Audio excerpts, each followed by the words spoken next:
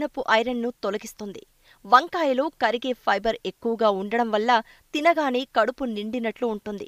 వంకాయ శరీరంలోని విషతుల్యాలను, వ్యర్థాలను తొలగిస్తుంది. శరీరానికి అందే క్యాలరీలను బర్న్ చేసి బరువు తగ్గేందుకు సహకరిస్తుంది. వంకాయలను తినడం వల్ల దుష్ప్రభావాలు కూడా ఉన్నాయి. ఎక్కువ తీసుకుంటే దానివల్ల ప్రమాదం ఉంటుంది.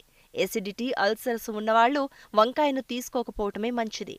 జ్వరంగా ఉన్నప్పుడు వంకాయను అస్సలు తీసుకోకూడదు. వంకాయ తింటే శరీరంలో ఉష్ణోగ్రత పెరుగుతుంది.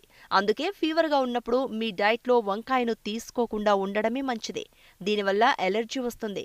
వంకాయలు తినడం వల్ల ఋతుస్రావంలో తేడాలతో పాటు కొన్ని సందర్భాల్లో గర్భస్రావం జరిగే అవకాశాలు ఉంటాయి.